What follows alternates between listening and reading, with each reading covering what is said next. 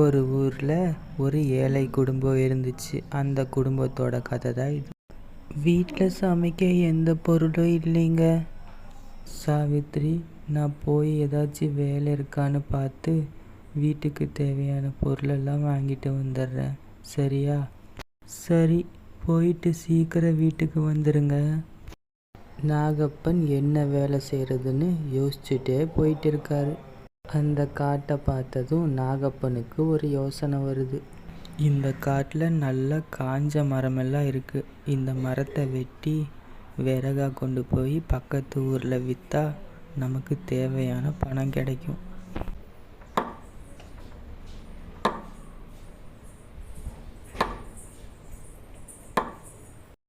ஒரு வேளையாக இந்த விறகெல்லாம் வெட்டியாச்சு. இப்போ கொண்டு போய் வியாபாரம் பண்ணலாம். விறகு வேணுமா? விறகு, நல்லா காஞ்ச விறகு, வந்து வாங்கிக்கங்க. எனக்கு விறகு வேணும், விறகு கொடுப்பா. பாட்டி, விறகு 100 ரூபா பாட்டி. சரி தம்பி, நான் 100 ரூபா கொடுத்து விறகு வாங்கிக்கிறேன். சரி பாட்டி, பணம் கொடுங்க. விறகு விற்ற காசில் வீட்டுக்கு காய்கறி வாங்க காய்கறி கடைக்கு நாகப்பன் போகிறாரு. அண்ணா, காய்கறி வேணும்ண்ணா.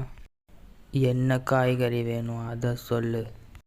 அண்ணா, தக்காளி 1 கிலோ, வெங்காயம் 1 கிலோ, 4 முருங்கைக்காய், அரிசி 1 கிலோ, பச்சை மிளகா 5 ரூபாய்க்கு தாங்கண்ணா. சரி, தர இரு. அண்ணா, பணம் எவ்வளோ ஆகுதுண்ணா? பணம் 100 ரூபா ஆகுது.